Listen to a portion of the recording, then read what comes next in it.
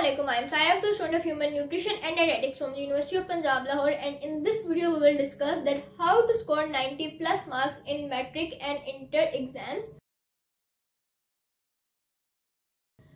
तो सबसे पहले तो 90 प्लस मार्क्स लेना सबका एक ड्रीम होता है और आपका एक शुरू से सोचा होता है कि एटलीस्ट 90% तो मैं इन दोनों बोर्ड्स में स्कोर करूं। तो ये सबका ड्रीम भी होता है, एक आपका एम भी होता है। तो मेरे खुद 90% अल्हम्दुलिल्लाह प्लस मार्क्स आए थे। तो I think that I can somehow guide you कि आप किस तरह ये मार्क्स ले सकते हो। तो सबसे पहले कि जब आपका ड्रीम होता है या आप एम करते हो कि 90% मार्क्स एटलीस्ट स्कोर करने, तो जो सबसे पहली चीज जो इस पाथ में आती है आपके रोड मैप ऑफ सक्सेस में, तो वो सबसे पहली चीज होती है आपका माइंडसेट। जब तक आपका माइंड क्लियर है ना कि आपके माइंड को पता है कि आपने 90 प्लस स्कोर करना है तो आ जाएगा। जब तक आप एफर्ट्स कर रहे हो लेकिन आपका दिमाग में वो चीज क्लियर नहीं है, आपको अभी तक एक क्लियर पाथ नहीं मिला या आपको नहीं पता कि आप ले सकते हो नहीं ले सकते, आप में वो कॉन्फिडेंस नहीं है, तो ये कभी भी अचीव नहीं होगा। Confidence is the key, confidence is very necessary. अगर आपका एक टॉपर वाला माइंडसेट है, नहीं, अगर आप समझो कि यस मैं टॉप कर सकता हूँ, मैं इतना टॉपर्स वाला स्कोर अचीव कर सकता हूँ, तो तभी वो होगा। तो mindset is very very important. जब तक आप ये सोचोगे कि मैं नहीं कर सकता, तो फिर आप कर भी सकते हो तो आप नहीं कर सकते। फिर सेकंड चीज कि ऑब्वियसली जब आप स्टडी करोगे तो तभी मार्क्स आएंगे। तो सारे सब्जेक्ट्स को थोड़ा थोड़ा मैं टिप दे दूंगी कि आप किस सब्जेक्ट में क्या करो तो आप अच्छा स्कोर कर पाओगे। तो सबसे पहले फिजिक्स को डिस्कस कर लेते हैं। फिजिक्स में ऑब्वियसली न्यूमेरिकल्स बहुत इंपॉर्टेंट होते हैं। न्यूमेरिकल्स आपको करने हैं, आपने फॉर्मूला सारे इंपॉर्टेंट फॉर्मूलाज को एक सेपरेट शीट पे रखना है। एक सेपरेट शीट पर आपने इसको बार बार रिवाइज करना है, रेगुलरली रिवाइज करना है, ताकि आपको ऑन द पेपर डे वो फॉर्मूला ना स्किप हो। क्योंकि न्यूमेरिकल में पेपर में बस फॉर्मूला ही होता है। अगर आपको फॉर्मूला पता चल गया कि कौन सा यहाँ पे यूज होना है तो आपके वो न्यूमेरिकल के मार्क्स पक्के हो जाते हैं। और फिर ऑब्वियसली साथ साथ आप पास पेपर्स करें तो वो बहुत ज्यादा हेल्प करता है। वो सिर्फ फिजिक्स के लिए नहीं, वो सारे सब्जेक्ट्स के लिए है। उसके बाद केमिस्ट्री में भी आपकी बेसिक्स क्लियर होना बहुत जरूरी है। केमिस्ट्री में आपके रिएक्शन, आपको थोड़ा बहुत एटलीस्ट रिएक्शन बैलेंस करना आता हो।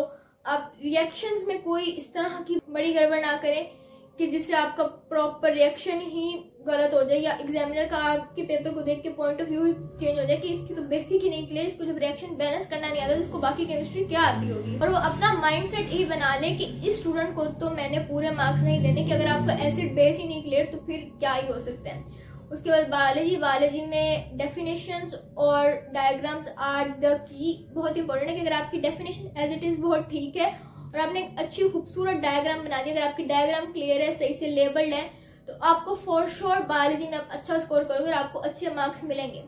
उसके बाद इंग्लिश एंड उर्दू, ये दोनों ही लिटरेचर के सब्जेक्ट्स हैं, इन दोनों की ग्रामर बहुत जरूरी है। आपको इंग्लिश में भी ग्रामर्स के रूल्स आने चाहिए और उर्दू में भी यही सीन है। उसके बाद आपको इंग्लिश में अच्छे अच्छे कोर्स आने चाहिए कि आप किसी भी चीज में पुट कर सको, whether it is essay, letter और समथिंग एल्स। और उर्दू में भी आपको शेर व शायरी या आपको शायरी से लगा होना चाहिए। आपको अगर आपको नहीं भी शेर याद होते तो कुछ चंद एक शेर इस तरह के होते हैं कि जो हर चीज में फिट हो जाते हैं, तो आपको एटलीस्ट वो याद होने चाहिए 15 to 20, ताकि आप वो डाल सको। बाकी शायरों के नाम, मुसन्निफ के नाम, तो ये आपको फिंगर टिप्स में हो तो फिर आपका इन दोनों सब्जेक्ट्स में भी अच्छा स्कोर हो जाएगा और आपका एक अच्छा रिजल्ट ही आएगा। उसके बाद अगर हम बात करें इस्लामिक और पाक स्टडी की, तो ये दोनों ही मेमोराइज करने वाले सब्जेक्ट्स हैं। इस्लामिक में ऑब्वियसली तर्जमा, आप उसमें कुछ भी ऐड नहीं कर सकते, और पाक स्टडी में भी जो डेट्स एंड और जो थोड़े इंपॉर्टेंट इवेंट्स होते हैं वो आपको मेमोराइज करने पड़ते हैं, तो डेट इज वेरी इंपॉर्टेंट। और अगर आप मैथ्स पढ़ रहे हो तो मैथ्स में प्रैक्टिस इज द की। आपकी डेली प्रैक्टिस मैथ्स के लिए आप जितना प्रैक्टिस करो उतना कम है, तो मैथ्स तो प्रैक्टिस से ही आती है और ये मुझे शायद बताने की जरूरत नहीं है, ये सबको ही पता है। उसके बाद जो थर्ड चीज जो आपको 90 प्लस स्कोर करने में मदद करेगी वो है प्रेजेंटेशन। और ये बहुत ही अंडररेटेड चीज है कि लोग समझते हैं कि नहीं प्रेजेंटेशन का कोई इफेक्ट नहीं होता, लेकिन प्रेजेंटेशन का बहुत ज्यादा इफेक्ट होता है। और ये फॉर श्योर आपके 5 नंबर्स तो इंक्रीज कर सकती है कि अगर एक बच्चा है कि जिसकी थोड़ी हैंड राइटिंग है, उसने थोड़ा प्रेजेंटेशन का ख्याल रखा, और एक बच्चा कि जिसने नहीं रखा, तो फॉर एग्जांपल अगर 60 में से अगर एक के 55 आने हैं तो एक के 50 आ जाएंगे, या मतलब इस तरह का सीन होता है। उसका अगर लॉन्ग क्वेश्चन समझ आ रहा है, अगर उसकी हेडिंग है, तो जिस बच्चे के 50 आ रहे हैं, एक नंबर शायद उसको 1 या 2 नंबर एक्स्ट्रा उसको लॉन्ग क्वेश्चन में से मिलने की एटलीस्ट वो समझ आ रहा है। या फिर कोई शॉर्ट क्वेश्चन है कि अगर थोड़ा बहुत भी लिखा है, थोड़ा कुछ नीट लिखा है, तो शायद आपको नंबर मिल जाए। लेकिन अगर आपने लिखा भी कुछ इतना ठीक नहीं और लिखा भी इतना रफ हुआ है तो आपको कोई उससे एक्स्ट्रा नंबर नहीं मिलेगा।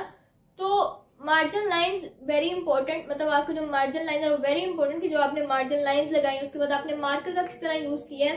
कि आपके पास दो किस्म की मार्कर होती है ना, कि एक थोड़ी मोटे कट वाली, एक पतले कट वाली 605, 604 मार्कर, तो आपने उनका किस तरह यूज किया। उसके बाद अंडरलाइन क्या क्या चीजें की हैं, आपने कौन से लेटर्स बोल्ड किए, आपने हेडिंग्स बनाई या नहीं बनाई, आपने बुलेट पॉइंट्स बनाए हैं या नहीं, और उसके साथ साथ कि आपकी डायग्राम्स कितनी अच्छी हैं। तो ये सब चीजें बहुत ज्यादा मैटर करती हैं। उसके बाद कुछ जो स्टडी टेक्निक्स होती हैं कि आपने 90 प्लस अगर आप स्कोर करना चाहते हो तो आपके पास अपने नोट्स लाजमी होने चाहिए। आपको किसी के नोट्स से समझ नहीं आता, आपको अपने नोट्स से ज्यादा समझ आता है। और जब आपने खुद वो लिखे होते हैं, जब आप उसको दोबारा पढ़ते हो तो आपको जस्ट पढ़ना ही पड़ता है, ऐसे दोबारा रिवाइज नहीं करना पड़ता। उसके बाद आपने इंपॉर्टेंट टॉपिक्स पे ज्यादा फोकस करना है। ये एक स्मार्ट स्टडी टेक्निक होती है और ये आपको करनी ही चाहिए कि आपको सारे टॉपिक्स को इक्वल उस पर ट्रीट नहीं करना चाहिए। कुछ टॉपिक्स होते हैं कि जो एग्जाम पॉइंट ऑफ व्यू से इंपॉर्टेंट होते हैं, तो आप उनको एक्स्ट्रा टाइम दें। उसके बाद पास्ट पेपर्स, और पास्ट पेपर्स 5 ईयर्स से ज्यादा पुराने नहीं लेने, 5 ईयर्स तक, और वो 10 पास्ट पेपर्स होंगे तो आपने वो करने हैं। उसके बाद जब आप ये पास्ट पेपर सॉल्व करो तो आपने उनको उसी टाइम में सॉल्व करना है जितना आपको बोर्ड में मिला होता है। तो आपने वो टाइम इक्वली डिवाइड करना है ताकि आपकी बोर्ड में भी उस चीज की प्रैक्टिस हो।